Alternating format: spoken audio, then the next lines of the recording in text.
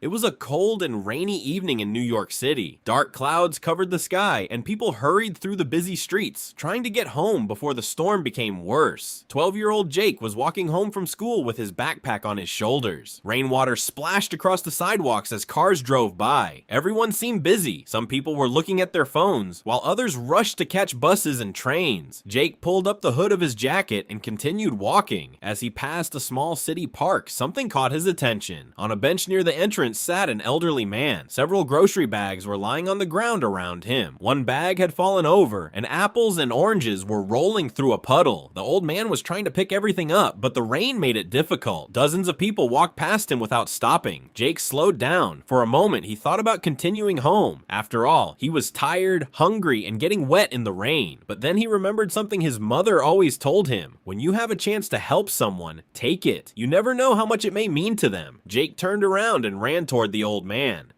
"Sir, let me help you," he said. The elderly man looked up with surprise. "Oh, thank you," he replied. "I didn't think anyone would stop." Jake smiled and began collecting the fruit scattered across the sidewalk. He carefully packed everything back into the grocery bags. When he finished, he noticed the man was still struggling to stand. "Do you live nearby?" Jake asked. "Just a few blocks away," the man said. "I'll carry the bags for you." The old man hesitated. "You don't have to do that."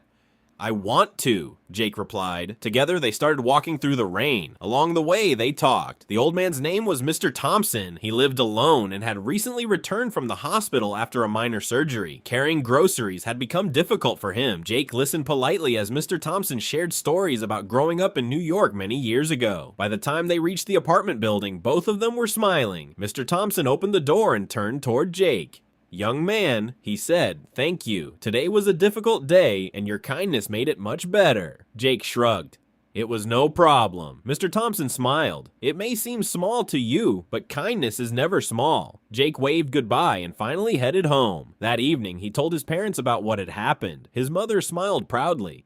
"You did the right thing." Jake didn't think much about it afterward. To him, it was just helping someone who needed assistance. The next morning, Jake arrived at school and noticed that everyone seemed excited. Students were gathering in the auditorium for a special assembly. No one knew exactly why. Soon the principal stepped onto the stage. "We have a special guest with us today," she announced. The doors opened and someone walked into the room. Jake's eyes widened. It was Mr. Thompson. The elderly man walked slowly to the stage as the audience applauded. The principal explained that Mr. Thompson had spent most of his life serving the community. He had organized food drives, helped build local parks, and volunteered thousands of hours helping families in need. That day, the city was honoring him with a special award for his years of service. After receiving the award, Mr. Thompson stepped up to the microphone. "I've spent many years helping people," he began. "But yesterday, I was reminded that kindness still exists in the next generation." He looked directly at Jake. "While many people walked past me in the rain, one young man stopped to help." The entire auditorium turned toward Jake. Jake felt his face turn red.